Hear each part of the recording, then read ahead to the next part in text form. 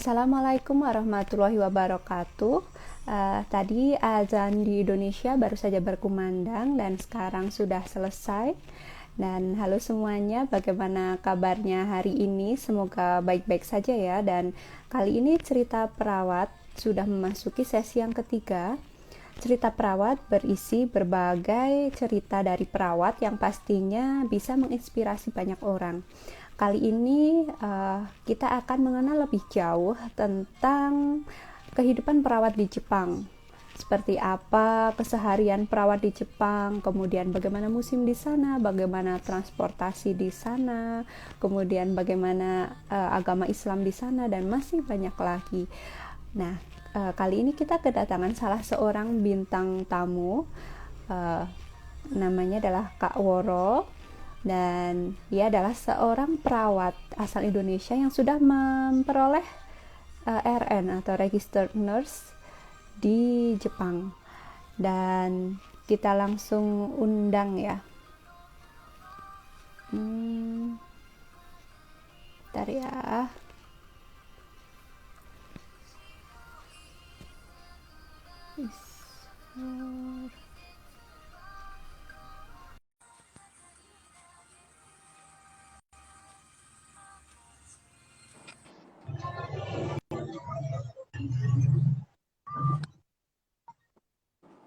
Halo Kak.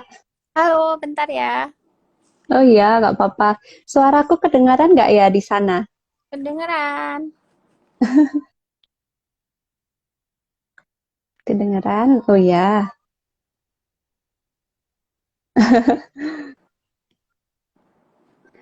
Saya ucapkan terima kasih untuk teman-teman yang sudah bergabung di Instagram Live cerita perawat yang ketiga, baik itu dari Indonesia maupun dari Jepang.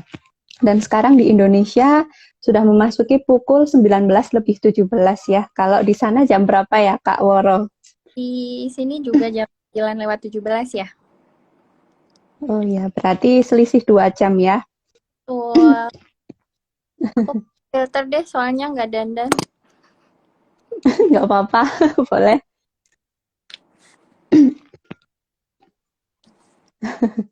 Ini gimana sih? Oh, gini ya. Ampun Ya, deh. Ya, boleh lah. bagus itu, natural. Manggilnya siapa sih, Alfi? Sylvie bisa, Hmm, Vina bisa, Tina biasanya? senyamannya.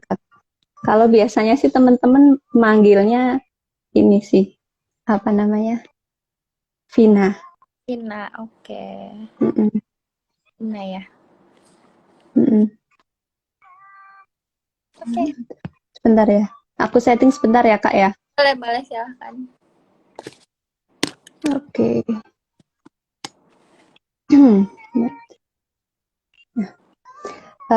Untuk pertanyaan yang akan diajukan pada sesi Instagram Live kali ini bisa ditulis lewat DM ya. Nanti aku buka dari sini. Oke, gimana Kak Woro kabarnya di sana? Alhamdulillah baik.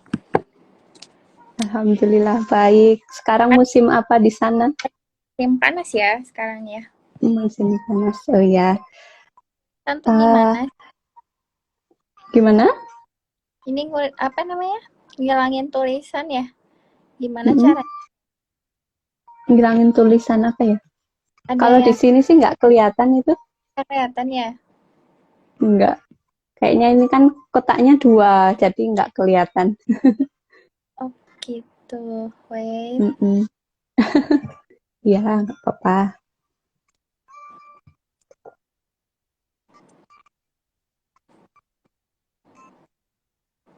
Oke. Ya nggak apa-apa deh. Jelas tapi kan ya? Iya, jelas-jelas. Mm-mm. Tuh udah nggak lecek banget ya? Soalnya udah nggak dandan Nggak, males nggak apa-apa. Ini juga tandanya minimalis. kinder. Tina ya? Gimana? Silnara Ya, Tina. Oke. Kamu dulu Vina bisa. Waduh, kok nggak kedengaran ya Kak suaranya ya? coba ya. Putus-putus gitu ya? ini ulang ya. Heeh.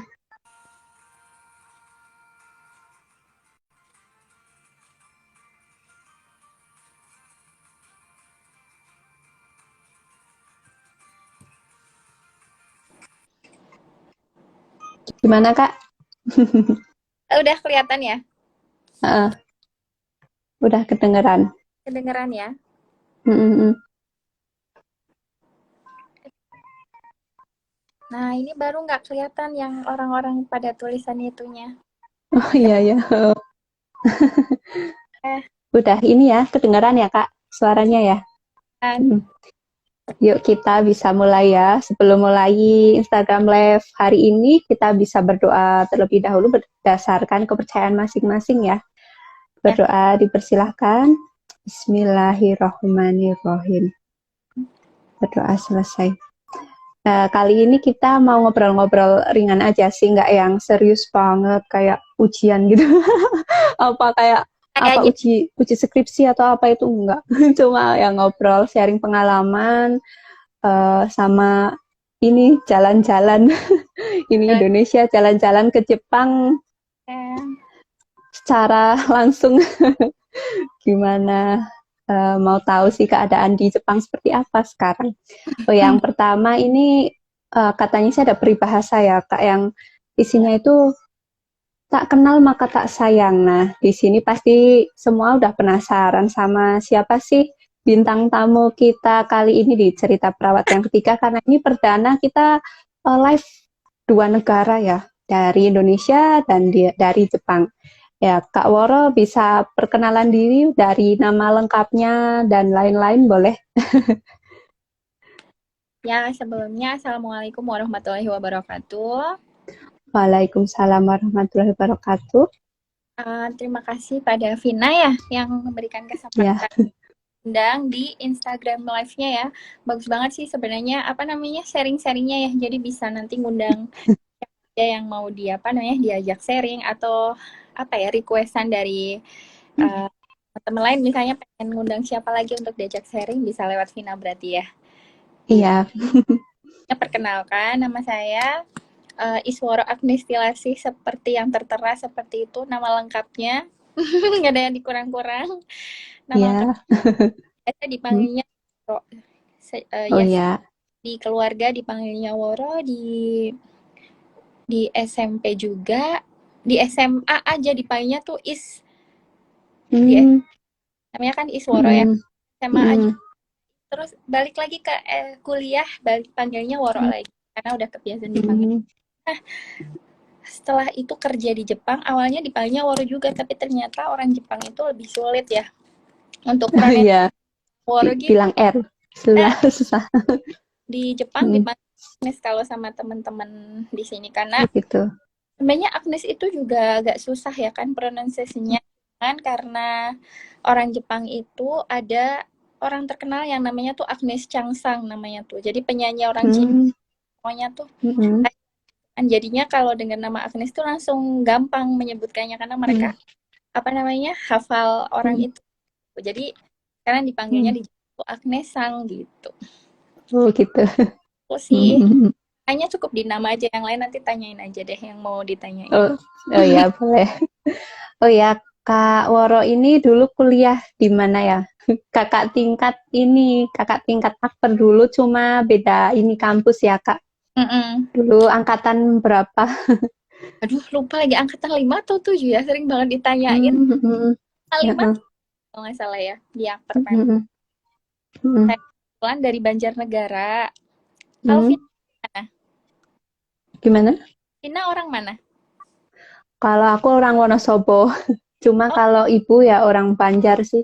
oh Ayah Banjarnegara. Wonosobo, ibu Banjar. Ya, Oh, tinggalnya di Wonosobo. Banjarnegaranya mana ibunya? Ini Parakan Canggah. Oh, di kota ya. Hmm, iya, Ah, saya kota juga agak pinggir. ah, Banjarnegaranya tuh Mm-mm, hampir mm-mm, jadi di pinggiran lagi dari kota ya. mm. Kan Iya, lebih dekat. semampir. Nah, Mm-mm, ya dulu sebenarnya daftarnya tuh di kampus mm, satu awalnya tuh, cuman mm-mm, waktu mm-mm, karenanya lagi ujian ditawarin sama mm-mm. Pak Noto ya kalau nggak salah ya Pak Yoto. Ayo Pak toh, Yoto ya. oh, Iya.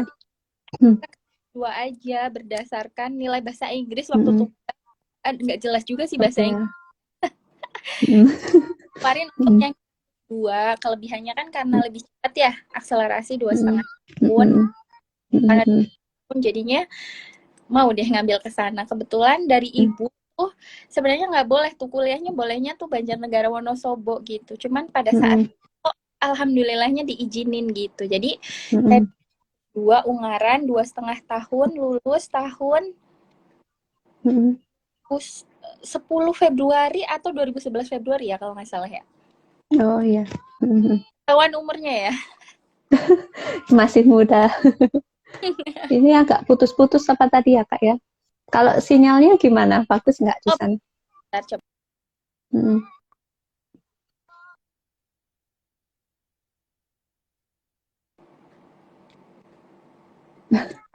Kedengeran nggak?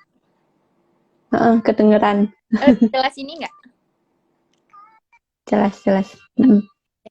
Tadi pakai wifi rumah dia aku matiin ini pakai apa namanya handphone aja gitu. Oh iya. Oh berarti asalnya itu dari Banjar ya Kak aslinya ya. Mm-mm. Bentar, Dari ini kok nggak ada suaranya lagi? ada Apa mungkin cara ya? Kalau suaraku kedengeran kayak ya Kak dari sana ya? kedengeran jelas. Lanjut ya. Ya. Terus gimana sih cerita Kakak awalnya bisa dari lulus kuliah sampai kerja di sana? Itu awalnya gimana Kak? Dapat info dari mana? Terus perjalanannya bisa diceritain Kak? Oke, boleh deh. Nah, di awalnya Hmm. itu pertama banget itu kuliah kan selesai nih. Kalau dari kita Akper Pemprov itu kan ada apa namanya? Hmm. Penyaluran gitu kan ya ke rumah sakit Iya. internasional. Hmm. Hmm. Kebetulan sebenarnya harusnya tuh ke yang eh premier yang di Bintaro awal mulanya Oh, tuh. rumah sakitku dulu ya itu. Oh iya di Iya Bintaro. ya. Oh, dulu pernah kerja sebentar di sana. Nah, Hmm. awalnya tuh harusnya yang ke Bintaro, premier Bintaro cuman nggak tahu kenapa waktu itu Hmm. kuotanya berpindah jadi yang premier Jatinegara. Oh, Ya, yang di Jakarta Timur ya. Iya ya ya. Kampung Melayu. Akhirnya kan Hmm. pihak rumah sakit sana kan datang ya ke kampus kita ya kan ikut Hmm. Iya. dan lain-lain. Hmm. Udah selesai seleksi dan lain-lainnya Hmm. lulus. Jadi itu begitu Hmm. wisuda nggak pulang ke rumah Hmm. sama sekali itu langsung hari berikutnya Hmm. berangkat ke Jakarta, naik kereta dari Semarang Hmm. bareng Hmm. Hmm. kelas deh sama Hmm. teman. Nah setelah Hmm. kerja dulu di Premier Jatinegara kurang lebih 2 tahun kurang sedikit lagi sebenarnya tuh. Cuman Hmm. nya tuh bisalah dikatakan 2 tahun gitu jadi bisa jadi Hmm. prasyarat daftar program yang perawat Hmm. lewat DNP 2TKI ya kan karena kalau mau ambil program yang perawat harus ada pengalaman Hmm. tahun kan ya. Iya. Hmm.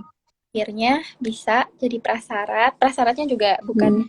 tulisan sudah bekerja selama 2 tahun di Premier Jatinegara enggak gitu jadi waktu itu bikin paspor ya Hmm. paspor Hmm.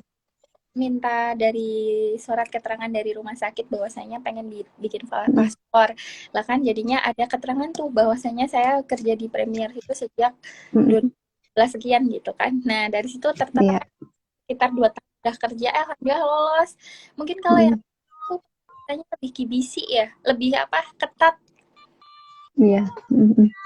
jadi kalau misalnya seperti itu doang tuh biasanya nggak lolos gitu harus bener-bener Hmm. 2 tahun pas dicek gitu kebetulan waktu itu Gitu. lah beruntung Hmm. bisa masuk deh. Hmm. Oh gitu. Berarti habis dari Rumah Sakit Premier Jatinegara terus daftar program pemerintah ya dari apa yang penyalur dari apa bentar TK. dari ada dua sepertinya ya Kak. Yang satu itu yang perawat di panti ya, care Betul. worker gitu. Terus yang satu itu perawat yang di rumah sakit. Jadi kakak ambil yang perawat yang di rumah sakit ya, karena sudah punya pengalaman 2 tahun. Kurang sedikit. Jelas kan nggak suaranya? Iya sih, cuma kadang putus-putus. Cuma masih, oh, Masih oke. masih oke, nggak apa-apa. Mungkin faktor faktor ini jarak. Jarak. Jaraknya agak jauh. Kalau misalnya tiba-tiba nggak jelas banget, bisa minta Mm-mm. diulang, kita call ulang kayak gitu ya, nggak apa-apa. Kalau Oh misalnya, ya. Mm-mm. Mm-mm. Ya, oke. oke. Terus ini sekarang kakak tinggal di kota mana sih? Di kota Matsudo. Matsudo itu Mm-mm. Chiba Prefektur ya. Chiba Prefektur itu sebelahnya Tokyo gitu. Jadi Mm. Mm. Chiba itu luas. Jadi kalau misalnya Chiba ujung sebelah sana atas berarti jauh dari Tokyo. Nah, kalau saya tuh yang ujung sebelah Tokyo. Jadi ke Tokyo deket, cuman sekitar 30-40 menitan deh gitu. Berarti kalau di Jakarta Wah. pinggirannya ya kayak tinggal di Depok atau Bogor gitu. Mm. Wah, asik ya kalau kemana-mana gampang. Waduh, Bisa aksesnya lebih mudah. betul. Terus apa sih daerah wisata terkenal di situ, Kak? Yang mungkin pernah dikunjungi gitu?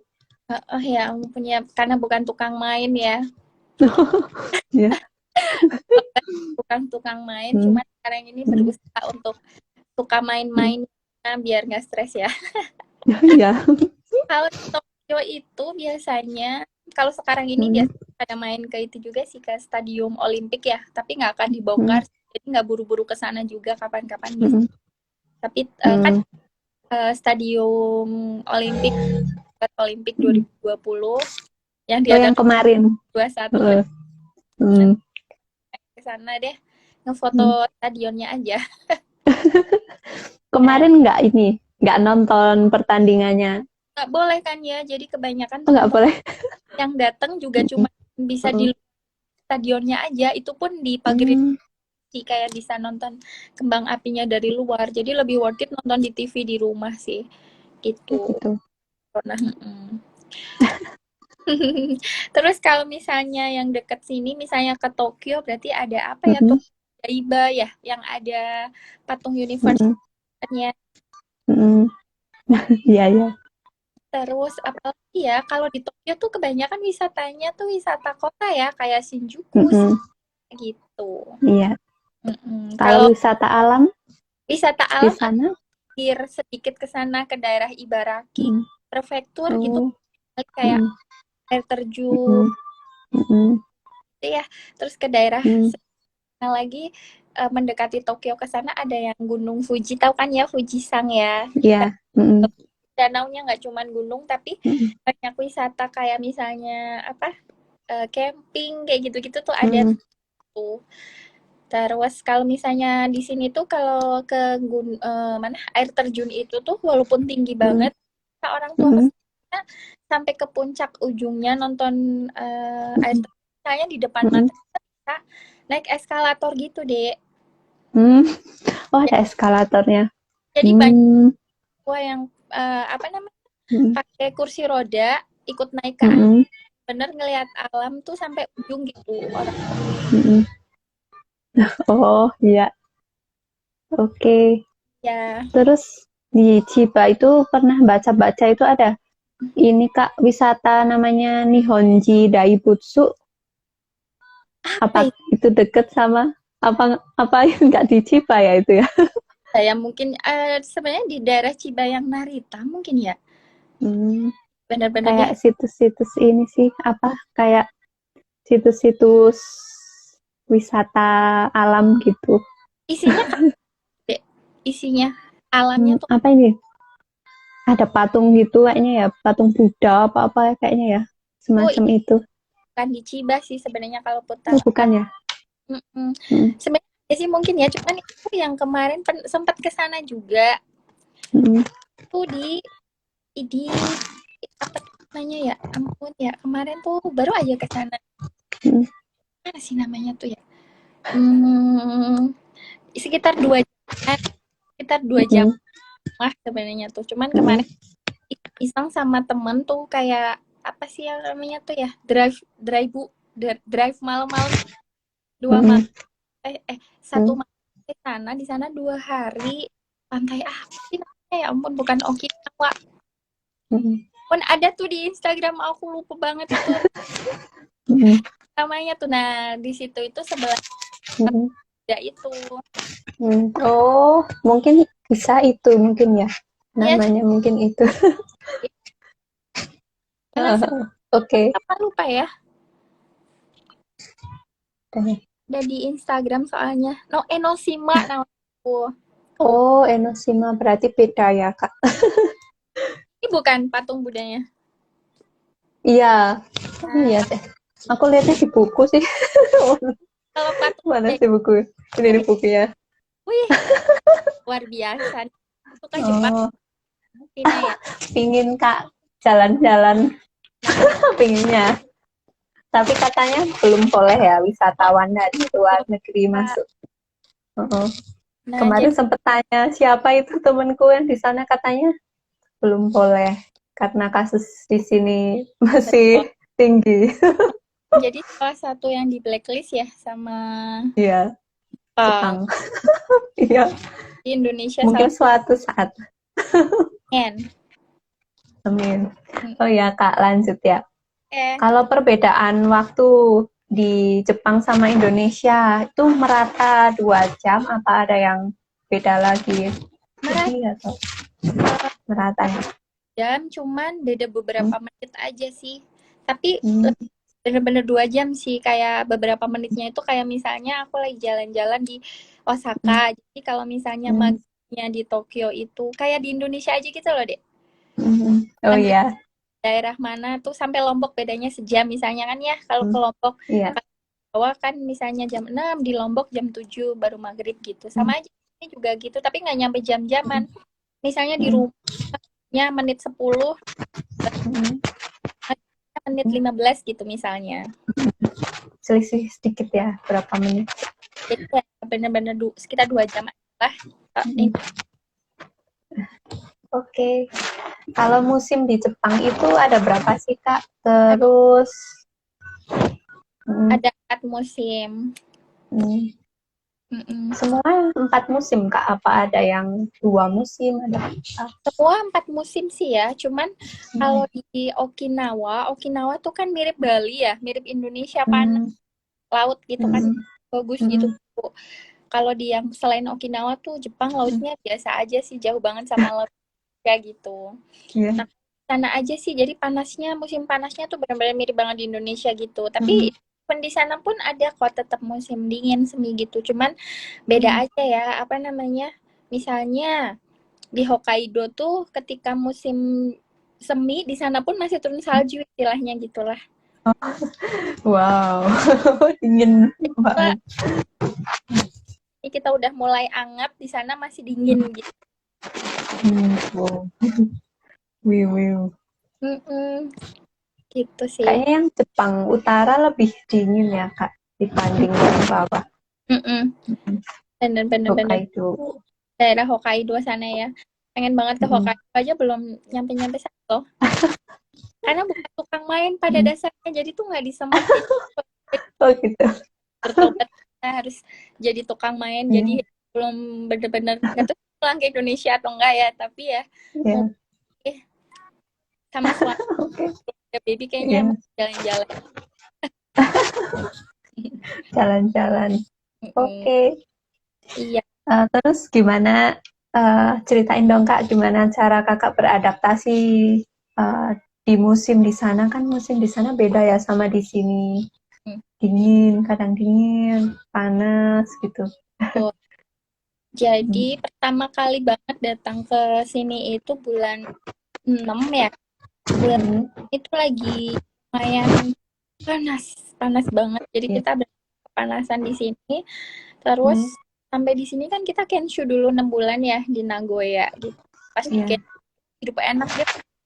Makan 3 kali snack, tidur kamar, kayak hotel, dibersihin setiap Hmm. hari dan lain-lain.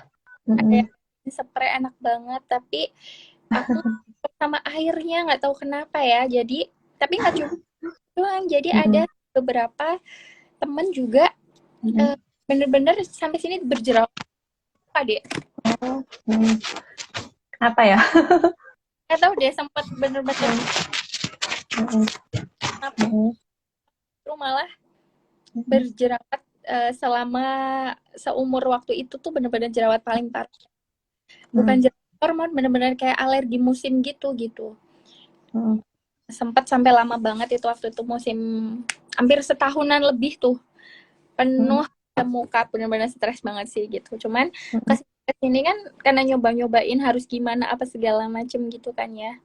Alhamdulillahnya sembuh. Terus di musim dingin tuh agak adem aja sih, agak adem muka kan gitu. Cuman untuk cuaca ya bener-bener kedinginan, nggak terbiasa sama sekali. Jadi kayak apa ya, baju tuh kayak pakai berlapis-lapis. Kalau ibuku di rumah, kebetulan ini keluarga aku pada ikut nonton katanya. Oh ya, oke.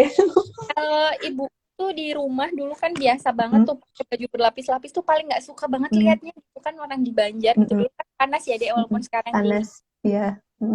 Nah kalau musim dingin di sini tuh bener-bener pakai long john 1, 2 itu kayak biasa. Udah pakai luaran, masih pakai jaket tebel pun masih kita pakai juga gitu. Istilahnya tuh bener-bener yang menggigil lah gitu, dingin sakit gitu, kena tahun pertama gitu, tahun pertama kedua masih gitulah denial sama cuaca dingin apa segala macam, udah apa bener-bener dipikirin banget, udah mau musim dingin harus nyiapin baju ini segala macam gitu. Tahun-tahun ketiga, 4 sampai sekarang gitu udah lebih santai, relax gitu. Jadi kayak sekarang musim panas ya udah yang penting pakai apa gamis, jilbab sama daleman celana, udah kaos kaki santai gitu. Kalau musim dingin pakai long john 1 aja udah kayak udah badannya tuh udah terbiasa mungkin ya. Jadi udah long baju udah terbiasa mungkin karena udah terbiasa lah ya mungkin ya. Jadi udah nggak terlalu badan tuh kaget banget gitu. Udah adaptasi gitu ya. Adaptasi tahun ke berapa? Ke-9 atau ke-8 ya di Jepang ya. Oh, udah berapa tahun Kak di sana? Ya tahun ke-8 deh ini kalau nggak salah, apa udah 8. Wah, udah lama ya Kak. Lumayan, nggak nyangka juga bakal selama ini di sini dan nggak tahu sampai kapan mau di sini. Oke. Terus lanjut ya Kak. Oke. Terus gimana sih kebudayaan di Jepang, termasuk ada keseniannya di sana dan sebagainya yang berbeda dari Indonesia, apa Kak? Aduh, kesenian mah kalau nari-nari gitu juga sama sih ya kesenian ya. Hal yang bikin kaget aja kali ya. Ya, boleh. Hal-hal yang bikin kaget itu dulu waktu lagi pelatihan di Indonesia, itu sensei gurunya itu kan ada yang dari Jepang gitu ke panggung, terus perkenalan mengenai dirinya kan ya. Nah terus pertama kali yang bikin kaget tuh dia nggak punya agama. Ada jelas suaranya? Oh iya, nggak punya agama. Oh, berarti putus. Iya. Udah kedengaran lagi. Jadi waktu itu pertama kali bilang gitu nggak punya agama gitu, dengan tertawa dan biasa aja lah. Sementara kita orang yang biasa di situ stadium itu tuh tampak shock kayak kalau di Indonesia kan ditutup-tutupin malu gitu ya. Yeah. Nah itu pertama seperti itu. Ternyata pas udah sampai Jepang udah sangat terbiasa, bahwasanya sebagian dari teman kita hampir bisa dikatakan 90% mereka tidak beragama ya. Jadi yang beragama pun 10%-nya itu juga Buddha atau Kristen, pun bukan yang taat agama lah istilahnya, tuh jarang banget yang patuh sama agama dia Buddha atau Kristennya gitu. Karena kan mereka nikahnya itu pakai adat Kristen, mereka nikahnya di mana, gereja. Terus meninggalnya mereka dikubur di mana, dibakar, terus di tulangnya ditabur mana kayak gitulah. Jadinya tuh apa namanya ya, negara tanpa agama, emang bener-bener gitu. Jadi kaget banget itu satu itu. Terus apa lagi ya? Banyak sebenarnya ya yang kaget itu sih, hal-hal kecil yang kayak di sini tuh orang buang ingus tuh biasa loh dia. Buang ingus gitu. Oh, kalau di sini kan pasti aduh gitu yang lihat apa ya, nggak sopan gitu ya. Nggak sopan, kurang sopan. Kentut gitu-gitu malah. Apa? Kentut. Loh, Iya di gitu. depan umum itu. Gitu. Cuman Hmm, kita kan apa namanya buang ingus tuh malu gitu ya. Nah di sini tuh bener-bener iya, biasa gitu. Karena orang di sini kan nggak ada corona pun pakai masker ya orang-orangnya kan ya. iya. Mm-mm, Tuh. Apalagi ya kebudayaan Jepang makanan ya gitu ya nggak semua bisa kita makan. iya. Terus mereka ada adat kebiasaan kalau yang baru datang mungkin emang banyak yang nggak tahu ya. Cuman mereka kan ada hari Obong, Oshogatsu, tahun baru mereka yang mereka harus Mm-mm. pulang ke kampung kayak kita Lebaran. Terus mereka istilahnya tuh orang-orang yang udah meninggal dunia, leluhur mereka tuh pulang ke rumah gitu. Jadi mereka makan Oh, warung di rumah kayak gitulah. mm-mm, Gak kebiasaan-kebiasaan gitu. Cuman kalau karena kita tidak mengikuti ya, jadinya kita tidak terlalu mm-mm. tahu gitu. Gitu. Oke. Hmm. Kalau untuk baju tradisionalnya kayak apa Kak di sana? Kimono ya, Kimono. belum Kalau pernah yukata kimono. Kalau yukata, pernah lihat sih. Heeh. kata kan buat musim panas ya. Kalau misalnya nggak ada Hmm, musim panas biasanya hmm, hmm, pakai yukata nonton festival kembang api gitu-gitu kan ya. hmm, Bisa hmm, hmm, dipakai yukata gitu. Cuman kalau kimono dia itu berlapis-lapis banyak gitu ya. Pengen nyobain pakai hmm, belum sempat-sempat itu loh. Kalau nyobain pakai berarti kita bisa nyewa hmm. gitu. Oh, Kimono itu hmm, kalau hmm. ibu Jepang tuh biasanya pada punya sih dan beneran nggak murah kan ya. Iya, Kayak mahal. apa? Kondangan gitu-gitu. Hmm, Ibu hmm, kondangan terus acara minum teh bareng-bareng gitu hmm, biasanya pada pakai kimono gitu cantik-cantik ibu-ibunya yang jalannya tuh ya bener-bener kayak orang hmm, Jawa tuh pakai kebaya gitu. hmm. Sempit gitu. Sendalnya, Sendal sendalnya pakai apa? kayu gitu ya. Namanya apa ya, Dek? Kayu Sendal itu. kayu itu yang Iya. Kalau di Jawa kan namanya kapya. Kapya apa? Apa itu ya? Sandal apa kapya? itu ada Tradisionalnya Jawa. kemana aku kurang tahu nah gitu kalau kimono beda lagi kalau kimono yang buat Mm, nikah ya itu benar-benar mm, buat baju pernikahan maksudnya kimononya tuh mm, berlapis-lapis dan yang gede gitu berlayer-layer mm, ada mm, apa tangannya gitu. Kalau yukata mah masih murah, bukan murah ya. Yang mahal juga ada tapi masih mm. lebih apa namanya bisa kebelilah gitu. Iya. Mm-mm. Berapa sih harganya? Kalau Waduh, boleh tahu. Ini pada penasaran mungkin oh yang nonton. gitu. Kalau misalnya yukata biasa tuh misalnya dari 3.000 berarti sekitar 300.000 sampai paling Mm, mahal ya sampai 3 jutaan ada kali ya. mm, Gitu. mm. Kalau kimono ya puluhan deh, Oh, mahal banget. puluhan Waduh. juta. Dan yang Oh. murah gitu berapa? Yang paling murah ya? Yang paling murah mungkin sekitar 5 juta mungkin ya. Kalau yang kimono Hmm, gitu. Cuman yang itu benar mm, mahal banget. Jadi worth it nyewa. oh, Kayaknya nyewa pun juga nggak murah. iya. Kimono gitu Mm, buat jalan-jalan biasanya juga milihnya yukata sih gitu. Kecuali kalau oh. Mm, wisata mana ke tempat misalnya ke Kyoto gitu ya. mm, Ke Kyoto, tahu mm. kan ya? Pecinta Jepang Iya, pasti Kyoto. Iya. ke Kyoto, Iya. Jinja-Jinja Asakura Temple gitu-gitu di sana banyak Mm, nyewaan kimono atau yukata. Nah, kita nyewa, boleh foto mm, video, terus bisa mm. jalan-jalan pakai itu gitu. Berapa jam gitu. Oh, Gitu. oke. Oke.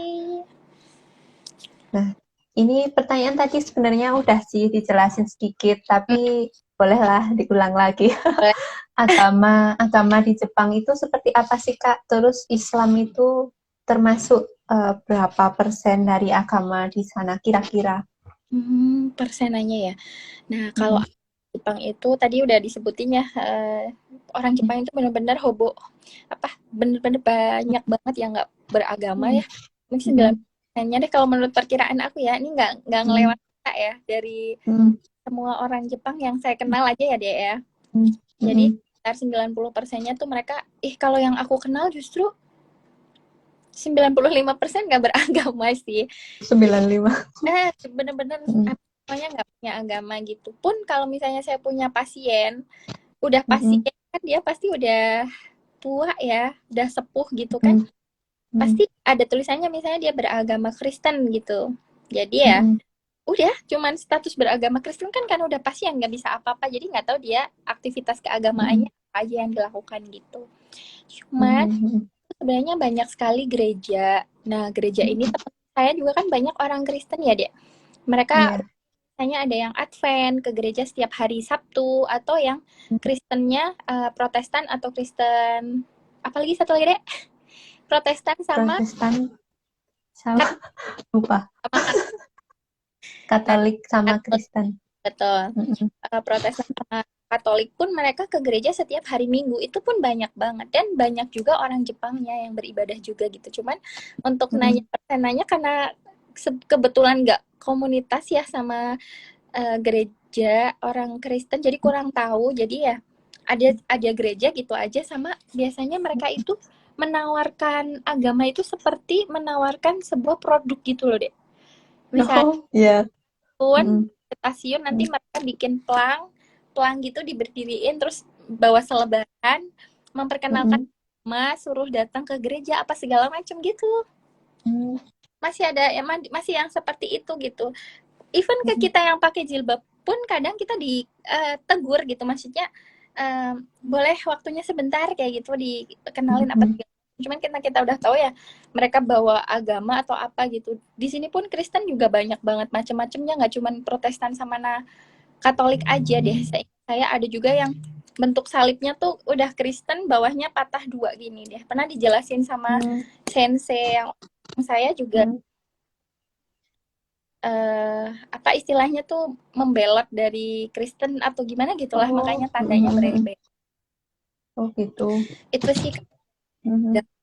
yang selain Muslim ya, selain Mm-mm. Muslim di Jepang, berarti dia Mm-mm. itu nggak punya agama, Konghucu, Mm-mm.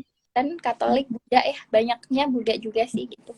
Mm-mm. Untuk aktivitas agama mereka ya mereka nggak beraktivitas agama menurut saya ya, selain yang orang Kristen mungkin ke gereja gitu. Jadi benar-benar agama dipakai cuman untuk menikah adat Kristen di Mm-mm. gereja, dan meninggal secara Buddha gitu istilahnya gitu. Mm. Mm. Kalau Muslim di Jepang alhamdulillah sekarang udah mulai tumbuh gitu, walaupun Mm. belum banyak banget orang Jepang yang Muslim, tetapi di sini juga ada kiai yang terkenal orang Jepang gitu. Oh. Kiai Kochiro gitu, adalah di Facebook namanya kalau mau tahu gitu. Kebetulan kita juga bisa sering misalnya event bareng, ketemu atau apa. Mm-mm. Ada juga di masjidnya. Kalau terus Mm-mm. ibunya, istrinya kebetulan orang Indonesia, namanya Ibu Purwati. Jadi kalau misalnya ada sesuatu pun kita bisa berkonsultasi, dan mereka tuh stay atau menghidupkan masjid di yang di Chiba Nishi Mosku gitulah, daerah Chiba sebelah sana gitu.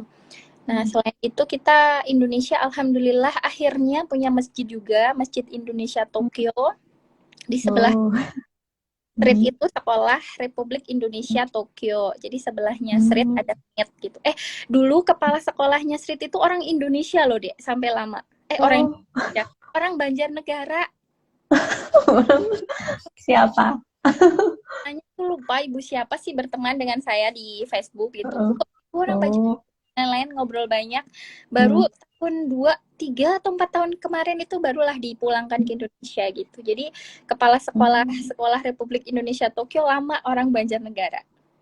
Oh. Mm-mm. Oh. Kalau itu berarti sekolahnya punya ini ya, sekolah punya Jepang gitu. Cuma pengelolanya orang Indonesia atau Ya, gimana? punya Indonesia. Oh, Sekolah punya Indonesia. dari Mm. TK, SD, SMP, SMA ada gitu. Oh.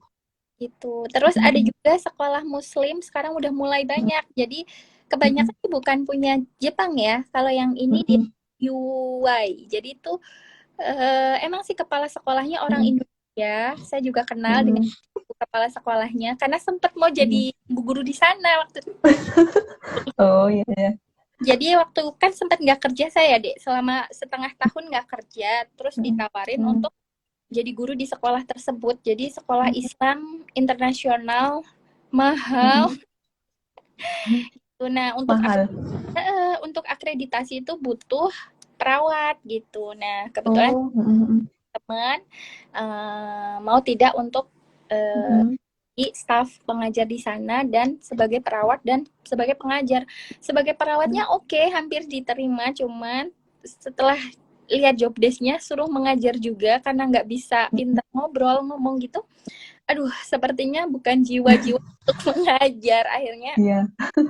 belum ngambil ini, belum rezeki, padahal sebenarnya tuh di situ ya benar-benar apa ya, investasi dunia akhirat gitu sih, cuman ya masya Allah belum rezekinya ya, Iya. masih bisa lepas dari dunia perawat ternyata gitu. Nah untuk Islam sekarang kayak gitu deh, alhamdulillah udah banyak berkembang. Kalau yang tadi itu adanya di Masjid Turki, di belakang Masjid Turki, Cami, yang buat nikah Syahrini sama Maya Ahmad. Oh iya ya. Maya Ahmad ya, Maya SMA. Heeh. Iya. Nah di belakang situ sekolah UI itu. Oh Gitu. iya ya. Kalau lihat postingan saya kemarin yang ada nikah di masjid ya, Heeh. Iya. kami betul di belakang situ, di belakangnya persis ada namanya sekolah UI gitu, Islamic International School gitu. Nah kalau untuk kita Muslim, karena saya Muslim di sini jadi banyak bisa dijelasin, banyak kayak saya juga ikut organisasi IPMI, Ikatan Perawat Muslim Indonesia gitu. Walaupun kita embel-embelnya perawat dan Muslim, kita juga mengayomi selain Muslim kalau misalnya ada sesuatu yang butuh dibantu gitu. Karena alhamdulillah organisasinya cukup besar gitu ya, bisa membantu umat dan perawat yang ada di Jepang walaupun bukan program dari pemerintah ya, atau EK juga bisa kita bantu gitu. Itu sih deh gambarannya. Kalau lebaran di sana gimana Kak? Kayaknya kan udah lama tinggal di sana. Lebaran sebelum COVID ya yang diceritain ya. Iya. Kalau lebaran sebelum COVID, kita biasa sekolahnya di street, sholatnya di street kan ya, sholat Idul Fitrinya. Jadi ada banyak pilihan, ada di Masjid As-Salam yang punya orang Arab ya, Masjid Cami tadi yang punya orang Turki, biasanya di sana 2 kloter, 3 kloter. Ada juga di beberapa masjid yang lain gitu. Cuman kita sendiri di Masjid street ya, waktu itu masih street karena Masjid Indonesia Tokyo-nya belum jadi, itu bisa sampai 4 kloter kita sholat deh. Jadi benar-benar sama selesai 1 jam atau 30 menit kemudian kloter kedua, kloter ketiga, bener-bener waktu lebaran tuh kita panjang banget ngantri mau sholat gitu, saking banyaknya ternyata orang Indonesia dan Muslim dan kebudayaan kita ya lebaran gitu. Setelah itu biasanya kita makan-makan di KBRI. Oh ya. Makan di sana, disediain makan-makan di sana pun ngantrinya panjang banget, jadi sempat sekali atau 2 kali aja sih waktu itu sempat ikut KBRI itu, jadi banyak banget ngumpul jadi satu gitu kalau sholat Idul Fitri dan Idul Adha. Nah setelah masjid jadi pun yang dipakai masjid dan sekolah dan depannya pelatarannya gitu juga buat sholat Id. Nah, di masjid-masjid yang lain juga banyak banget yang mengadakan, cuman kalau misalnya nggak COVID sih biasanya kita selalu memilihnya yang orang Indonesia ya gitu, jadi di situ benar-benar kerasa lebarannya lah gitu istilahnya. Nah sekarang lebaran setelah COVID. Nah gimana?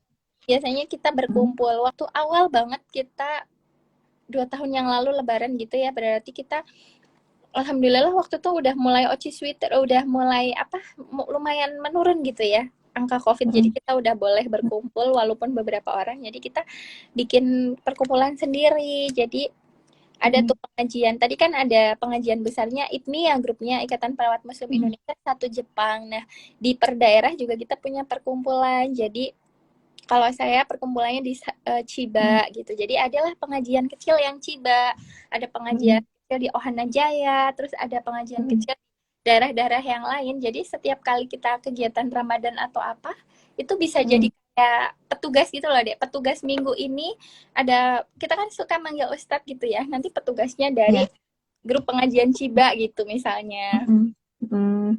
Seperti itu. Kemarin terakhir sholat Idul Adha juga di rumah saya kebetulan gitu ngumpul. Alhamdulillah ya. Bentar Dek, semakin panas ini.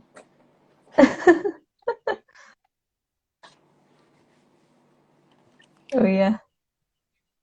Semakin panas. Oh iya.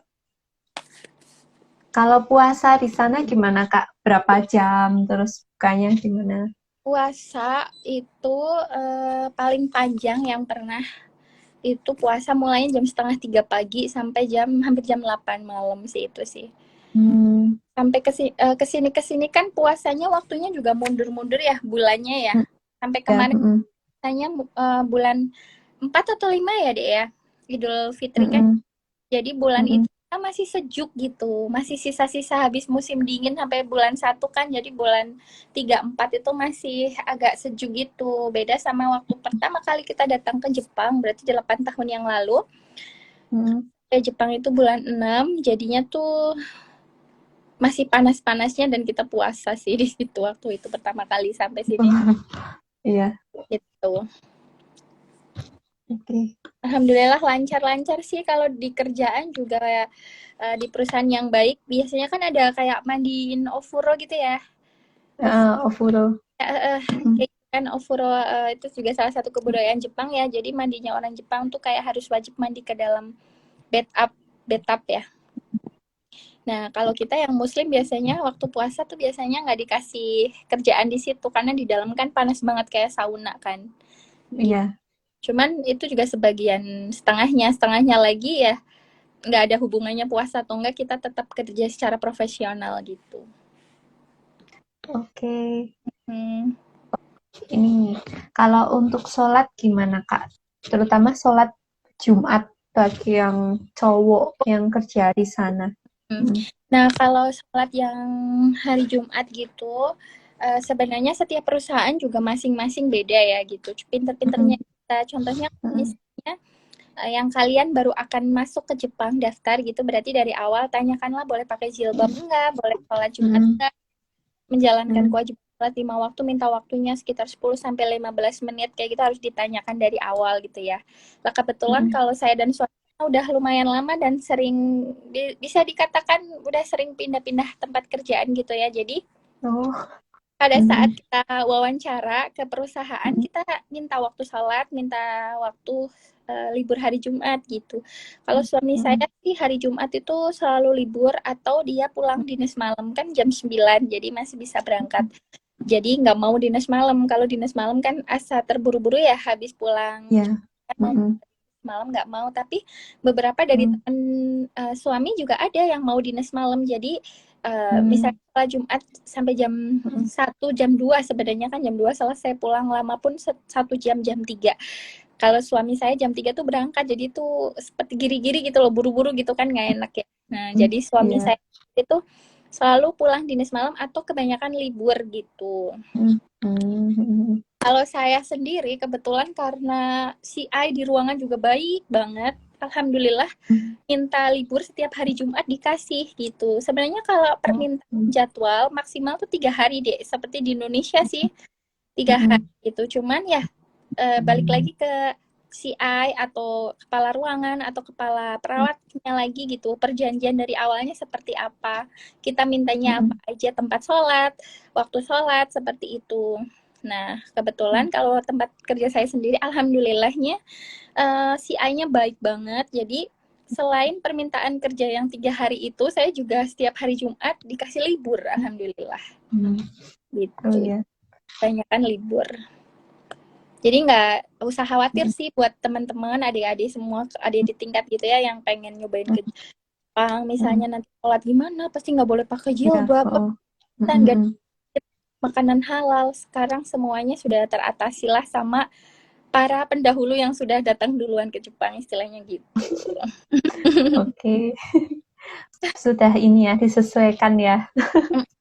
Jadi lebih mudah buat memperoleh makanan di sana, sama ibadahnya juga udah mulai meningkat berarti ya semakin kesini. Iya, justru kalau misalnya kita di tempat rantau kayak gitu yang dulunya di Indonesia muslim sih, sholat sih gitu, cuman kita lebih jarang untuk kayak nilai-nilai agama apa tuh, Islam tuh apa gitu sih, lebih kayak susah atau nggak nggak cari tahu gitu ya di Indonesia gitu. Cuman karena kita di sini kebutuhan kita agama, butuh siraman rohani, terus ada pengajian pun kita yang cari cari ustadz di Indonesia sendiri untuk mengisi pengajian kita gitu. Jadi mau nggak mau di sini karena komunitas kecil Muslim, jadinya tuh lebih Mm-mm. kuat, saling menguatkan gitu.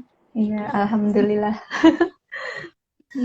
Karena kalau orang belum tahu kan bayangannya gimana ya di sana Islam minoritas, terus gimana beribadahnya, ternyata alhamdulillah diberi kemudahan di Alhamdulillah. sana. Tapi boleh dikatakan sebenarnya berita buruknya istilahnya ya untuk kita Mm-mm. berita buruk lah ya. Jadi ya di sini pun yang pakai jilbab terus datang-datang mereka melepas jilbab atau memilih untuk kerja nggak pakai jilbab biar mereka setara dengan orang Jepang pun nggak sedikit gitu. Mm-mm. Jadi ya jarang yang setengah-setengah, biasanya yang muslimnya makin baik ya makin baik, yang semakin meninggalkan ya benar-benar meninggalkan gitu. Ada ya. Nauzubillah. Mm-mm. Mm-mm. Yang namanya juga di negara bebas tanpa Ya. aturan yang Mm-mm. bukan gimana ya, ada timur cuman tuh beda sama Indonesia ya kan. Gitu deh. Mm-mm. Oke, lanjut ini tentang makanan, Kak. Makanan Gimana sih memperoleh makanan halal di sana? Kan sebagian besar di sana makanan kan ada yang nggak halal seperti misal babi contohnya ya. mm-mm. Mm. Nah, kebetulan untuk makanan halal juga sekarang udah alhamdulillah banget sangat dengan mudah untuk didapatkan gitu ya. Tapi Mm. kita dulu dari betapa susah halal dulu kan ya. Pertama kali datang Ya. ke Jepang waktu di pelatihan 6 bulan. Kebetulan ada chef yang istrinya orang Indonesia. Jadi chef itu biasa untuk memasak cita rasa Indonesia dan jelas semuanya halal insya Allah ya yang di pelatihan. Karena hampir bisa dikatakan 80, enggak juga sih, 70, 60% mungkin ya, yang 40% mungkin Nasrani atau Buddha atau Advent juga kan banyak juga yang dari Sumatera gitu-gitu kan ya. Berarti dalam pelatihan itu mungkin sekitar 60 sampai 70% Muslim gitu. Tapi daripada ribet kan orang dapurnya selalu memasak masakan yang halal gitu. Di situ masih kita nggak kerasa susah sih orang makan 3 kali enak tinggal tidur gitu. Iya. Begitu kita sampai di tempat kerja yang sebenar-benarnya kita nggak ngerti harus makan apa. Waktu itu sempat kita benar-benar cuman beli ayam yang ya udah kita kan makan ayam dan makan sapi gitu deh. Tahun pertama tinggal di Jepang berarti sekitar 7 tahun yang lalu gitu. Jadi kita ya udah makan beli di supermarket ayam dan sapi yang seperti biasanya gitu, selain makan daging dan telur gitu. Daging apa namanya? Telur dan ikan gitu. Selain makan telur dan ikan, kita makan itu juga. Tapi setelah kesini mempelajari banyak hal, ternyata kita nggak boleh tuh mengkonsumsi ayam dan sapi secara sembarangan karena dia tidak disembelih secara halal. Iya, Terus iya. apa namanya, hukumnya juga nggak halal seperti. Jadi setelah stop kita nggak pernah makan lagi tuh yang namanya ayam dan sapi. Nggak pernah makan sama sekali karena kita waktu itu masih belum tahu harus mendapatkan di mana yang halal dan sebagainya macamnya. Jadi kita selalu makannya ikan, telur, sayur, mie instan seperti itu. Iya. Bahkan boleh juga makan Jepang karena hampir semua 98% nggak bisa dimakan gitu kan ya. Udah kesini banyak sekali toko online Indonesia, Asia, terus ada juga toko yang bener-bener ada store-nya besar gitu. Itu kita awal-awalnya waktu belum nikah juga belinya online. Jadi kita belanja secara online, nanti kita bayar transfer, nanti barangnya datang ke rumah seperti itu. Kita biasanya belanja patungan tuh berlima, jadi datang tuh sampai 3 kardus isi mie instan, daging-daging halal seperti itu ada banyak banget. Dulu masih belum banyak, banyaknya dulu tuh namanya di Okubo Store gitu. Banyaknya banget gitulah pokoknya lah. Bahkan di teman saya sendiri, tetangga sendiri pun, halo Dek. Ya, halo. Agak pecah-pecah ya gambarnya. Kedengeran nggak suaranya? Halo?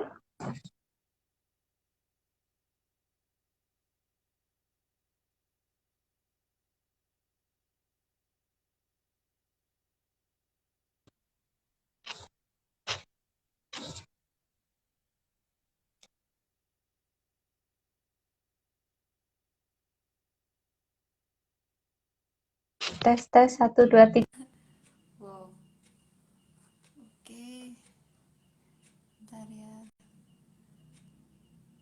sepertinya ini agak trouble.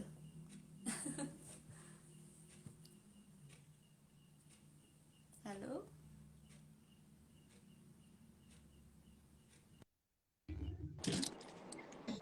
Halo Kak, Halo. udah on lagi ya Kak ya? Iya, Tadi sempat keluar ya? keputus ya. Jaringannya gimana ya? Ya, udah ini aku invite lagi. Invite. Oke, udah. Lanjutin lagi ya. Heeh. Nah, sekarang untuk dapetin makanan halal tuh udah Mhm. alhamdulillah mudah banget gitu. Mhm. Jadi tetangga-tetangga saya kebetulan, kalau saya kan Mhm. kebetulan ada Just Tip ya, malah promo. Mhm. Iya, Catat titip. jadi saya tuh dari Jepang Heeh. ke Indonesia gitu. Kalau Mhm. teman saya banyak juga yang Jepang ke Indonesia, banyak juga yang Indonesia ke Jepang Mhm. juga. Bahkan Mhm. sekarang udah dengan mudahnya di Indonesia kan ada Shopee, Tokopedia gitu ya, Dek.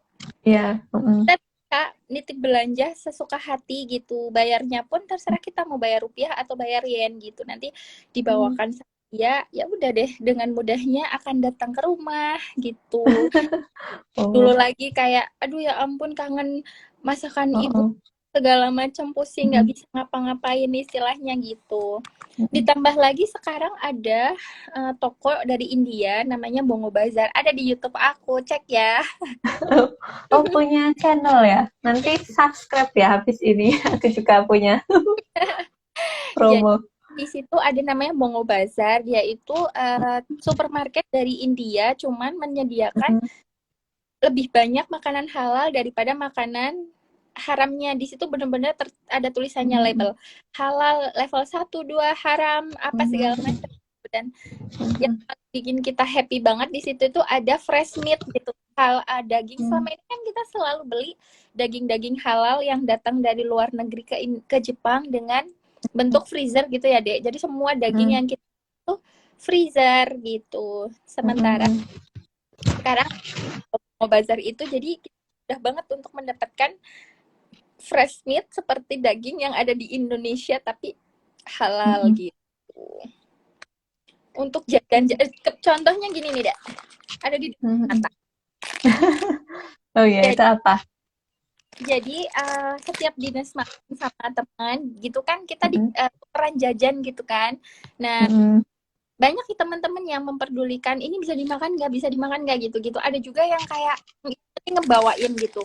Sebenarnya ini enak banget, ini pasti enak banget karena dia itu cake yang dingin dalamnya krim gitu. Oh, Cuman iya. aja gitu kayak thank you dan kita juga balikin biasa lah ya ngebalikin makanan tukeran gitulah. Mhm. Tapi sebenarnya ini tuh nggak bisa dimakan gitu. Ini juga udah tinggal dibuang Oh, gitu. Kenapa nggak bisa dimakan? Karena kandungannya tuh super banyak banget begini. Harus apa sih dicek. itu? Ya, Itu apa, Kak? ini itu. Nah, ini ada bahasa Inggrisnya nih. Cream, ada bahasa Inggrisnya cream puff with apa tuh? Cream puff with cheese, cream and strawberries lah. Pokoknya mochi ichigo gitu lah ya. Kenapa dia nggak bisa dimakan? Pertama, dia itu ada kandungan zeracin. Sementara zeracin di Jepang itu Mhm. kebanyakan dari babi. Jadi kalau ada tulisan zeracin aja, kita mendingan zeracin itu gelatin ya, Dek. Mhm.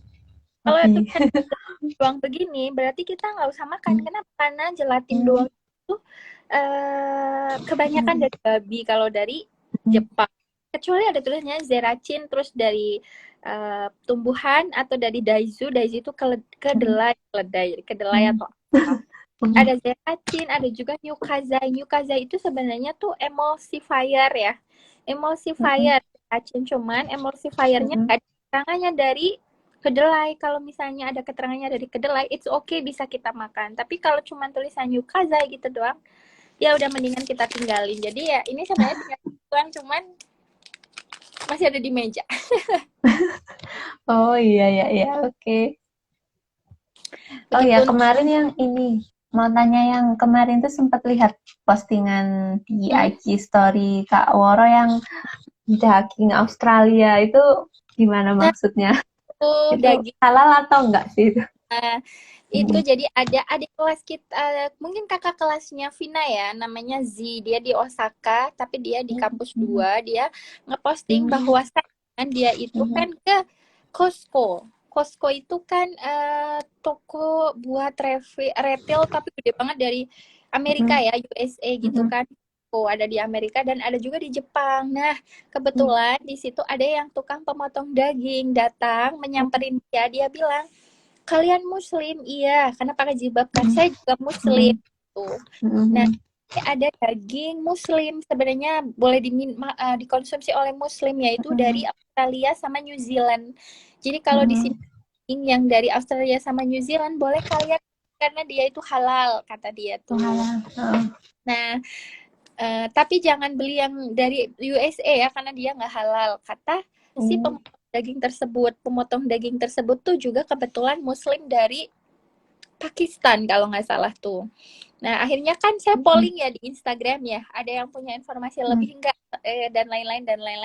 Ternyata setelah dapat dari info dari teman-teman saya yang banyak itu, kesimpulannya memang benar daging sapi yang dari New Zealand sama Australia itu halal. Nah, dipotonglah secara Muslim gitu. Tetapi pada saat datang ke Jepang, itu daging pasti akan dipotong ulangan, dikecil-kecilin, mau di slice atau poro-poro. Dan pisau itu yang digunakan itu nggak tahu itu pisau bekas untuk memotong daging babi. Yang lain gitu. Jadi ya bisa dikatakan ya hukumnya mungkin subhat gitu sebenarnya. Tapi kalau kita nggak yakin lebih baik ditinggalkan. Jadi ya yang memilih makan juga ada, yang memilih enggak juga ada. Nah, saya memilih yang enggak makan daging tersebut. Hukumnya meragukan gitu. Nah, sebenarnya di Muslim bukan saya doang, masih banyak di antara yang lain juga sebenarnya masih juga mengkonsumsi ayam dan sapi yang non label halal gitu. Cuman ya kan karena menurut kepercayaan masing-masing ya, jadi tidak boleh menyalahkan. Cuman kalau melihat ya pasti selalu menegur sih, orang masih banyak yang berlabel halal gitu. Cuman kalau udah dimakan atau lagi nongkrong bareng di restoran, mereka milih menunya sapi, udah pesen tinggal makan. Ya gimana ya, mau ngingetin takut salah, nggak ngingetin juga, aduh itu sebenarnya iya sih sapi gitu. Jadi ya benar-benar walaupun tinggal di Jepang banyak yang halal pun masih banyak sekali kejadian-kejadian yang seperti itu untuk namanya makan. Kembali ke pribadi dan kepercayaan masing-masing. Iya. Oke. Lanjut ya Kak. Kalau tinggal di Jepang itu tingkat keamanannya gimana sih Kak dibanding sama Indonesia? Ya ampun, dibandinginnya sama di Indonesia ya. Kayaknya sih aman di sana ya. Ya di sini aman banget sih. Even pulang jam 12 malam sendiri pun saya berani. Istilahnya seaman itu. Gitu sih, gimana masalah keamanan gimana ya? Uang dompet hilang, terus handphone hilang, tas hilang, hilangnya di kereta itu bisalah dikatakan 80-90% tuh kembali, kecuali hilang dan yang menemukan tuh orang luar negeri juga. Oke. Kan orang Jepang ya ada kemungkinan dia tidak akan kembali gitu. Cuman kalau yang Jepang biasanya dia akan kembali karena prosedur kalau menemukan barang hilang berharga, contoh handphone, dompet, ya kita serahkan ke petugas stasiun atau ke kepolisian terdekat gitu. Nanti mereka yang akan mendeteksi kita yang kehilangan lapor ke polisi atau ke petugas stasiun. Nanti ketika ketemu kita akan ditelepon dan ngambil, misalnya hilangnya di stasiun Bogor, ketemunya di Jakarta, ya disuruh ngambil ke Jakarta kayak gitu. Oke, berarti aman sekali tingkat keamanannya. Dengan keamanannya. Oke. Kalau untuk kepribadian dari orang Jepang itu gimana Kak? Karakternya orang Jepang sebagian besar. Kalau karakter yang terkenal, yang jelas masalah waktu itu nggak cuman dalam peribahasa, tapi benar-benar orang Jepang tepat waktu secara nyata ya. Iya, on time. Ketemuan jam 1, kita akan ketemu jam 3 kan ya kalau Indonesia gitu. Yeah. Kalau orang Jepang tuh nggak, bener-bener mereka minimal banget 15 menit sebelum ketemu, sebelum pertemuan atau sebelum kerja itu udah on the spot gitu. Hebat. Kalau misalnya kepribadian, masalah orangnya baik atau jahat, julid atau banyak tukang gosip gitu, boleh dikatakan sama seperti di Indonesia. Jadi ya kalau kita udah dekat orang Jepang itu sendiri, bahkan kita udah dianggap seperti bukan seperti keluarga, mereka tuh akan jauh, nggak kayak kita kalau misalnya kita deket sama ini kan kita kan deket banget seperti keluarga. Kalau orang Jepang tuh deket dalam kerjaan akan beda lagi. Ada sih beberapa yang menganggap saya itu anak kayak gitu, sampai tukar handphone, lain-lainan bareng, terus makan bareng, keluar bareng gitu ada gitu. Cuma untuk wajarnya orang Jepang, mereka nggak akan seperti itu gitu. Kalau yang orang Jepang asli belum terkontaminasi pasti gitu. Cuman kalau untuk yang orang Jepang tuh nggak semuanya bisa kerja, iya, sama kayak di Indonesia yang kayak kita yang udah ngerjain semuanya, dia kok nggak ngapa-ngapain. Ada. Terus dia jahat, galak banget, terus tukang beli segala macam ada. Yang senior, top junior, sangat ngelihat kayak gitu juga ada. Jadi kalau dalam hal kerjaan dan dalam saat bekerja itu, kalau menurut saya sih sama banget sama di Indonesia. Jadi semua jenis manusia itu ada. Ya, oke. Oh iya, mau tanya lagi nih Kak. Tadi kan Kak Woro cerita, dulu pernah kerja di sini, terus pindah ke sini. Itu gimana sih kok bisa pindah di Jepang gitu Kak? Oh, pindah di dalam Jepangnya ya? Iya. Jadi awal mula kita ke sini karena program pemerintah, pasti kan kita udah punya rumah sakit dari sebelum berangkat ya. Jadi kita ke Jepang, setelah itu berangkat ke Jepang, kita pelatihan, terus masuk ke tempat kerja, terus kita di situ kerja sebagai asisten perawat dulu ya, Kanggo Josu. Dan perawat sampai dengan lulus. Setelah kita belajar ikut ujian, lulus tahun ketiga, ujian ketiga lulus, terus akhirnya kerja sebagai perawatnya inti karena kita udah lama di situ. Jadi tuh kita udah yang paling akrab sama semua pasien, semua tukang bersih-bersih, semua kanggo jusu, bahkan semua perawat dan dokter baik ke kita gitu ya. Ya maksudnya ke saya udah lebih familiar karena udah lama banget di situnya. Pertama tuh di ruangan HD di hemodialisis, tapi yang rawat inapnya hemodialisis. Jadi bukan di ruangan tindakannya, hemodialisisnya gitu.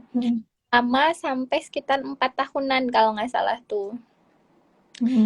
Setelah itu karena sama kepala perawat disuruh step up, disuruh ke ICCU. Nah, di ICCU itu sebenarnya saya nggak pengen pindah karena udah nyaman gitu, karena udah mana kerja jauh dari keluarga, jadi nggak mau beban pikiran banyak kerjaan yang ya bagus banget sih kerja di ICCU sih, karena di sana pasti pengalamannya banyak banget ya. Tapi saya sendiri sebenarnya nggak pengen gitu pindah, kan dikasih surat kan yang mau pindah sama enggak, pindah kemana. Nah saya sebenarnya tuh orang yang memilih nggak pengen pindah. Bahkan waktu itu tuh teman-teman saya yang orang Cina semuanya mau pindah ke ICCU gitu. Cuman di ICCU sendiri nggak mau menerima orang Cina-Cina yang ada di rumah sakit tersebut gitu. Tapi emang bener deh orang Cina ini ngomongin ini ya, Ingijime tetangga sebelah ya. Jadi orang Jepang orang Cina sebenarnya tuh ini secara terang-terang dengan cara kerja dan kebudayaannya lah tentunya gitu. Nah dari kesempatan itu kan saya mikir, aduh saya tuh kan nggak pengen pindah, tapi kenapa orang-orang itu pengen pindah ke sana? Tentunya mereka pengen pindah ke ICCU untuk mendapatkan ilmu dan pengalaman. Setelah itu mereka akan keluar ke tempat lain, mencari tempat kerja lain seperti itu. Padahal niat saya kan saya pengen akan betah di situ aja, nggak mau pindah kemana-mana, nyaman di tempat yang lain. Ternyata tidak ada pilihan lain kecuali saya harus pindah gitu. Wih, ternyata berat banget. Oh my god, pokoknya itu jadi ICCU. Bisa dibilang kayak istilahnya tuh beban kerja beratnya itu bisa 10 kali lipat kerja di ruangan biasa gitu. Tindakannya, tapi emang bener-bener semua yang saya pelajari pada saat ujian itu kan materi-materi semua bisa didapetin pengalaman di ICCU tersebut. Akhirnya di situ cuman kuat sekitar 6 bulan deh. Nah setelah itu memutuskan untuk keluar, bilang ke suami saya mau keluar kerja gitu karena udah tampak stres banget, kayak depresi deh, kayak gak ada apa namanya sempat yang namanya kecapean kerja, stres. Misalnya kan jam shift kerja tuh sebenarnya pulang 5:30 ya, 6 sore pulang. Nah yang paling parah banget tuh jam 10:30 malam baru bisa pulang. Capek. Saking banyak banget yang kerjain, detail, dan tanggung jawabnya berat banget ya gitu. Ya udah akhirnya dari situ keluar 6 bulan sama suami, nggak boleh kerja tuh dia, ya udah nggak usah kerja di rumah aja gitu. Dulu masih belum kepikiran pengen sih sambil jualan justipan di rumah dengan apa istilahnya entrepreneur aja gitu loh. Ada sih sebenarnya sambil jualan baju jilbab gitu, sampai sekarang juga ada, cuman masih belum kepikiran dan belum maju sebenarnya gitu deh. Nah jadi tuh kayak apa harga diri menurun gitu, gimana sih apa namanya sih deh, kayak orang itu pelajaran apa ya yang lansia itu lupa. Iya, yang merasa tidak berguna, berguna banget. Udah sampai sini gitu, aku nggak bisa nih gini terus. Akhirnya minta izin ke suami, boleh kerja lagi.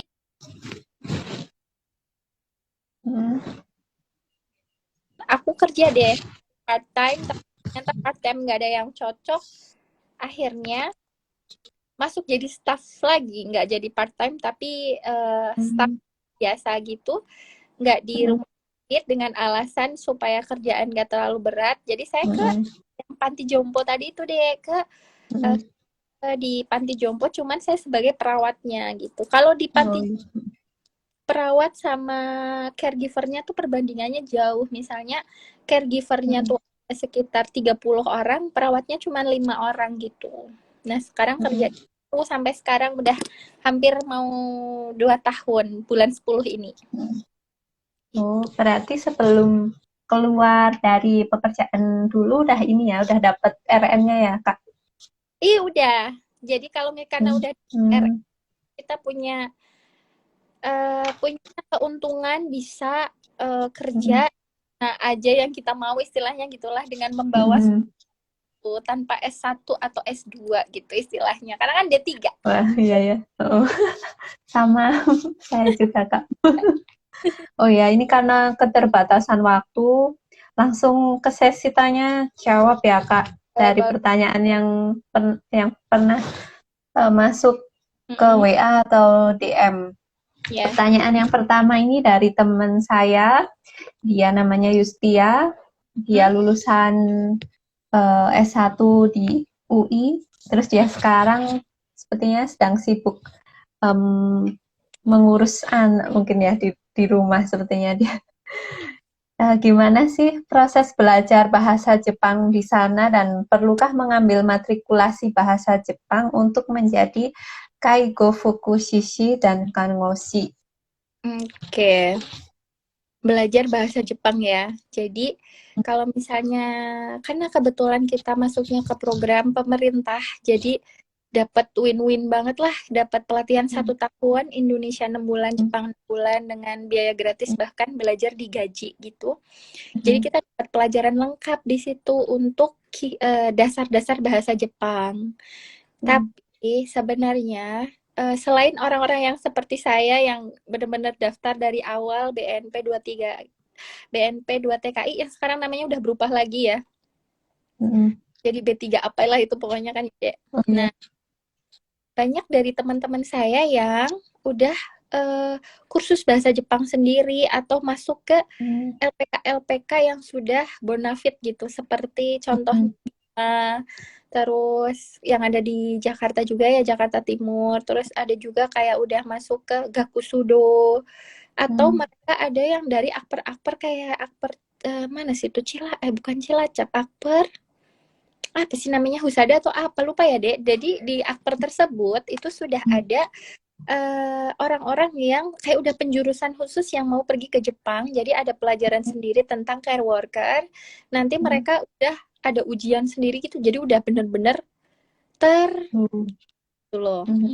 Nah, Jadi sebenarnya orang-orang yang sudah terjurus-jurus seperti itu udah punya kihong, udah punya dasar-dasarnya, lebih mudah untuk masuk. Mungkin kan udah pintar apa segala macam, tapi sangat tidak menutup kemungkinan kita yang dari dasar banget, karena dari program ini pun yang kita dari dasar mungkin lebih banyak ya, sekitar 10%. Bisa jadi kita yang dari dasar yang nggak tahu apa-apa loh dari hiragana katakana gitu loh. Nah, Iya. 30%-nya tuh orang-orang yang udah master gitu istilahnya.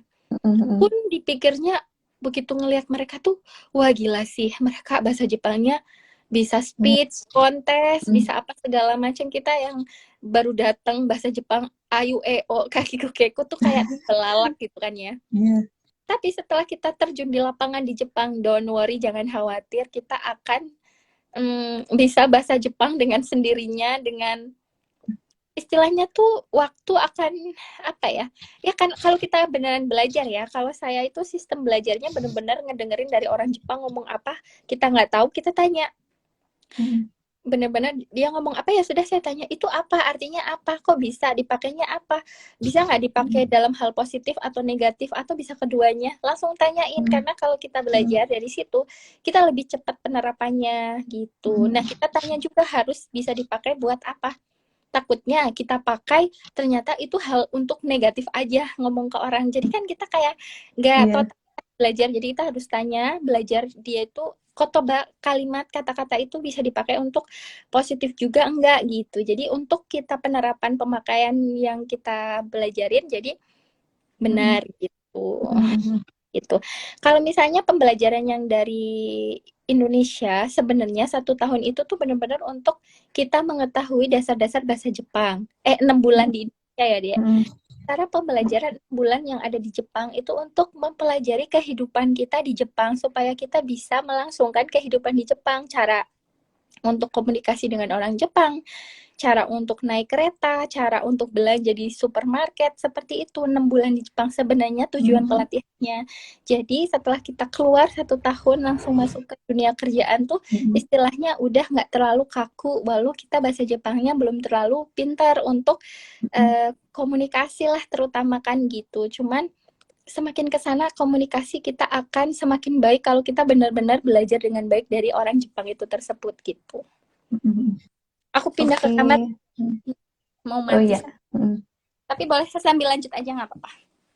Oh iya. Ya udah. Pertanyaan dari Yustia sudah terjawab ya. Lanjut pertanyaan yang kedua dari Dokter Ilham. Ini dokter, ya ini dokter di rumah sakit saya. Rumah sakitku kebetulan dia mau tanya. Dia dokter IGD. Wah, si Vina di IGD.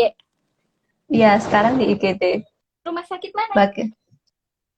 Di rumah sakit PKU Wonosobo. Bagaimana bisa mendapatkan RN di Jepang? Oke, bentar ya. Kenal ya dokternya Vina, dokter Indri. Dokter Ilham. Ada cowok ya? Cowok. Ya. Bentar, aku handphonenya nggak bisa berdiri deh. Jelas. Iya. Dapetin RN di Jepang sebenarnya dari program kita di mana? Program kita dari pemerintah itu sebenarnya kan kontrak kalau yang perawat 3 tahun ya deh ya. Kalau Aigo yang worker justru 4 tahun karena mereka 4 tahun baru bisa ujian negara, sementara kita yang perawat bisa ujian setiap tahun gitu. Nah, setelah habis 3 tahun, kita udah lulus atau belum nih? Kalau misalnya selama 3 tahun belum lulus, bisalah kita perpanjang 1 tahun, tergantung sama perusahaannya. Kalau sama perusahaannya dia memberikan 1 tahun, berarti kita bisa 1 tahun lagi untuk mengikuti ujian gitu. Kalau lulus, kita boleh dapat visanya berubah ya. Nama visanya di medical service gitu. Kalau dokter pun visanya juga akan sama medical service gitu. Jadi sekarang visa saya medical service gitu. Gimana caranya? Tentunya dengan ujian negara. Kalau misalnya di Indonesia mungkin kayak ujian PPNS. Nah, di Jepang pun seperti itu gitu. Tapi kalau PNS itu kan kurang tahu sebenarnya Dek, cuman kalau untuk jawabannya yang benar yang mana, kenapa bisa lulus, kenapa enggak, kan itu nggak tahu kan ya. Ini ya Dek ya. Sementara kalau kita ujian di sini benar-benar kita bisa real tahu secara transparan gitu ujian kita berapa soalnya, soal sama dengan perawat Jepang. Bedanya cuma lebih panjang 1 jam gitu untuk yang kalau yang orang Jepang misalnya ujiannya 7 jam, kita 8 jam gitu. Tapi soalnya semua lah di situ ada standar kelulusannya. Misalnya ada soal-soal Kihong itu soalnya 50 soal dan harus benar 40. Nah, terus soal-soal yang apa namanya Ipang Jokyo sama itu ya Ipang Jokyo itu kayak soal tentang keperawatan sama soal cerita. Nanti tuh ada sekitar 125 tambah 125 dan 250-an gitu. Nanti dari situ 60%-nya gitu ya. 60% berapa. Nah, di Jepang pun fair. Jadi orang Jepang sama orang luar negeri yang perawat lain itu juga nilai kelulusannya di chose, diatur gitu deh. Contoh misalnya orang perawat sendiri tuh sebenarnya 190 ke atas nilainya tuh kebanyakan tuh.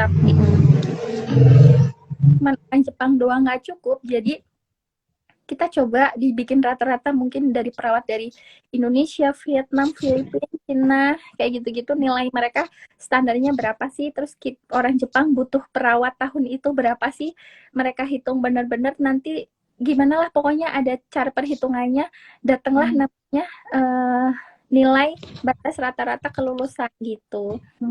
Kalau batas rata-rata kelulusan udah ada, barulah kita dinyatakan lulus atau tidaknya, dengan kita juga bisa bawa pulang soalnya, kita tanyakan ke sensei, kita ada, jadi sebelum 1 bulan kemudian datang kelulusan, kita udah tahu kita akan lulus atau enggak. Kan ada 3, pasti lulus, enggak pasti enggak lulus, atau kita nilainya giri-giri atau di tengah gitu. Misalnya 5-10 poin, ada di tengah itu, ada kemungkinan lulus atau enggak lulus seperti itu. Jadi untuk bisa lulus ujian RN, kita harus ujian negara yang selevel dengan orang Jepang. Jadi kita benar-benar ujian bareng sama orang Jepang gitu. Oke. Berarti ini kalau ujiannya berarti kalau misal dalam 3 tahun nggak lulus, apa masih bisa ngulang apa balik ke Indonesia? Misal dalam 3 tahun itu. Dari awal kan kita kontraknya 3 tahun. Kalau kontrak dari sendiri ya Dek. Jadi udah 3 kali ujian kok gagal, berarti kita harus pulang. Kecuali perusahaan memberikan kesempatan kita untuk perpanjang 1 tahun, berarti kita bisa kerja 1 tahun lagi dan ujian 1 kali lagi seperti itu. Misalnya 1 kali doang kesempatan ternyata kita nggak lulus, ya berarti kita harus pulang mau nggak mau. Gitu. Kebanyakan teman saya sudah pulang. Yang jarang banget sebenarnya. Banyak yang care worker tuh banyak banget, cuman yang perawat tuh perbandingannya lebih sedikit sekali gitu. Lulusannya pun seperti itu, kayak care tuh misalnya tingkat kelulusan 70%, yang perawat mungkin yang lulus.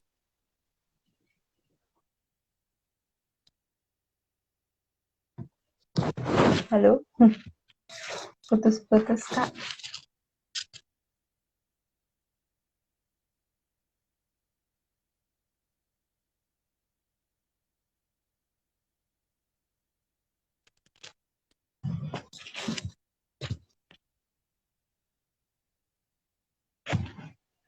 Halo?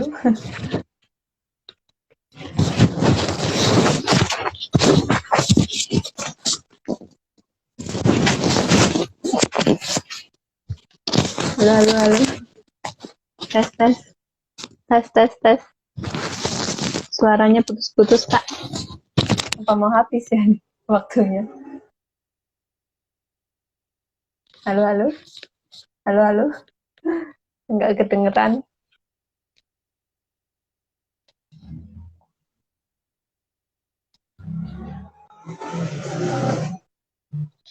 Tes.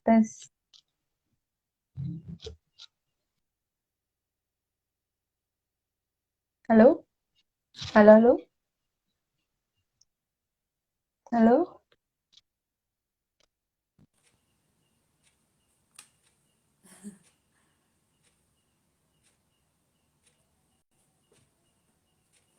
Bentar ya.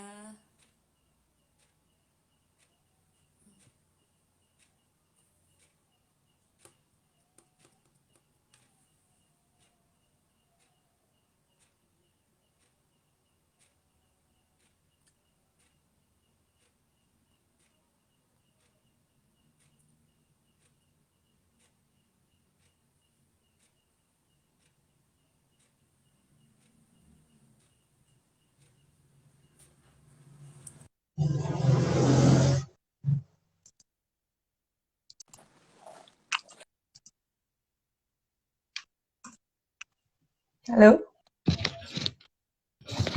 Ada lagi, ada Halo? nggak suaranya? Ini tadi hilang ya suaranya? Iya, akhirnya aku keluar, masuk Iya. lagi deh. Oh, tadi sampai yang ini apa? eh, misal nggak lolos, terus Kan ya. Mm-mm. gimana? Jadi harus pulang kan tadi kan ya. Heeh, Sementara kalau misalnya mm-mm, kita mau tetap program negara ya seperti itu, kita udah selesai kontrak pulang gitu. mm-mm, Tapi sekarang kan udah banyak banget yang namanya program apa ya?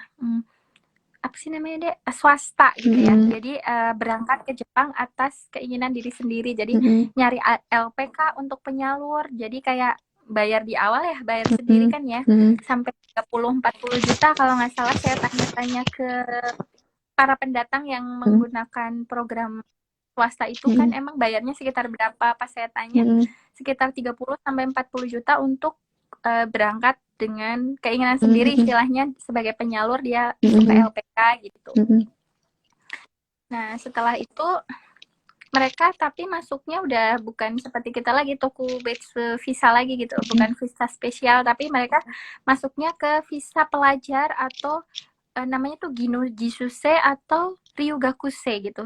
oh Jadi ya, pekerja atau pelajar gitu deh kalau nggak salah gitu masuknya ya ke visanya kalau yang swasta swasta seperti itu gitu sih. oke.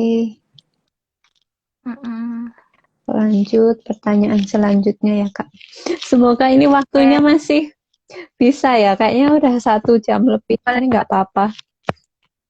Mm-mm. Terus ini pertanyaan selanjutnya dari Dimas Rizky 29. Gimana sih sistem Mm-mm. shift di sana? Apakah sama dengan Indonesia atau ada perbedaan? Tuh. Sebenarnya aku udah agak-agak lupa-lupa ingat deh sistem di Indonesia jam berapa sampai jam Ya. berapanya agak lupa ya. Mm-mm.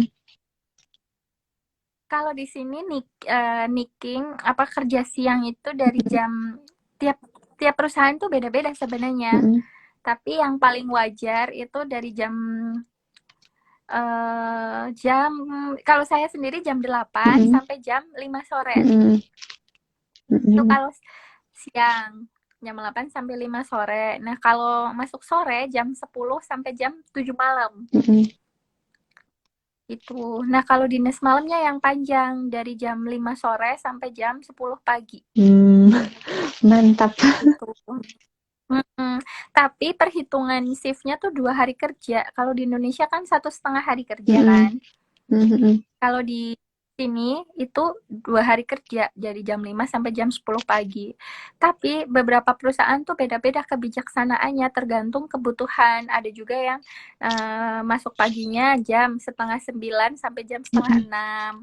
Terus masuk malamnya ada yang perhitungannya bukan 2 hari kerja, ada yang seperti Indonesia perhitungannya tuh 1,5 hari kerja, jadi mulai jam kerjanya jam 9 malam sampai jam 7 pagi gitu. Hmm.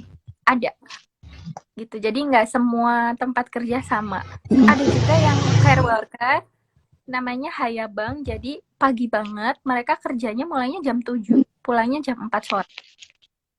Itu. Tapi itu kan kalau yang pegawai tetap ya, sokuing ya, Mm-mm. staff gitu. Nah, kalau yang part time bisa menyesuaikan tergantung misalnya part time karena punya anak, dia mau kerjanya dari jam 10 sampai jam 3 sore. Kayak gitu bisa dicose, bisa diatur sama perusahaan gitu. Dibicarakan lah bisa gitu. Apalagi kalau yang punya anak di sini tuh banyak banget keuntungan lah istilahnya. Jadi bisa apa libur sampai setahun atau 2 tahun gitu. Tergantung sama kebutuhan dan kemauan ibunya gitu. Oke. Gitu. Semoga bisa menjawab pertanyaan Mas Dimas untuk rasa penasarannya ya. Ini sudah sangat lengkap tadi dijelaskan. 3 pertanyaan sudah terjawab semua dan ini saat live Instagram kebetulan tidak ada pertanyaan ya. Pertanyaannya di luar live semua. Dan ini yang terakhir ya Kak, karena ini ternyata live-nya itu udah 1,5 jam. Nggak apa-apa. Semoga bisa ke-save nanti ya ini. Oke, yang terakhir itu cuma apa moto pribadi dan pesan untuk semuanya. Moto pribadi sebenarnya ya diambil dari orang lain aja sih. Jadi kalau misalnya orang lain bisa, kenapa kita tidak bisa? Jadi kalau orang lain bisa, kita juga pasti bisa. Bagus. Jadi nyambung dari situ pesannya buat kalian semua, senior dan junior yang lebih banyak pengalamannya atau yang baru fresh graduate gitu. Jadi untuk apapun itu hal-hal yang pengen kalian coba, jangan ragu-ragu gitu, percaya dirilah. Apa yang pengen kalian coba, cobalah gitu, karena kita nggak tahu kita peruntungannya ada di mana, jalan kita ada di mana pada akhirnya dan sebagainya lah ya. Kayak misalnya saya sendiri pun nggak bakal kebayang ada di Jepang, ternyata saya kerja di sini. Paling dulu jauh-jauhnya kerja di Jakarta gitu ya kan. Terus nggak pernah nyangka suami saya kebetulan orang Sunda, beda suku istilahnya. Terus di sini bisa lama, dari yang kepikiran udah merencanakan sesuatu harus pulang seperti ini dan lain-lain, sampai sekarang rencananya berubah. Kita belum tahu akan pulang kapan. Pengen istilahnya pengen berkarir di sini, kalau bisa ajak orang tua jalan-jalan ke Jepang dan lain-lain, mudah-mudahan terwujud ya, lah. amin. Jadi bukannya pengen pulang ke Indonesia, tapi pengen yang di Indonesia bergantian main ke Jepang. Iya. Gitu. Amin. Amin. Semoga bisa ke situ ya Kak. Kalau misal aku suatu saat ke Jepang, bolehlah jadi targetnya. Ya, kabar-kabar aja ya. Ya. Insya Allah tuh alhamdulillah di sini ada kendaraan, jadi tuh bisa ngebantu orang-orang yang mau misalnya dijemput dari bandara gitu, bisa. Jadinya gampang deh. Oke. Bisa dibantu. Sebelumnya saya mengucapkan terima kasih buat Kak Woro yang sudah menyediakan waktu, meluangkan waktu di sela kesibukannya buat ini berbagi ilmu, cerita-cerita lebih jauh tentang Jepang. Sangat bermanfaat. Semoga yang nonton di sini mau menyapa beberapa yang udah nonton dari tadi. Ada temen kantor juga ini, Mbak Anis, Mbak Tia, terus Bumu ini mungkin keluarganya Kak Woro ya. Betul. Terus Inung mungkin temannya Kak Woro. Oh iya. Terima kasih buat semua yang sudah menonton, semoga bermanfaat.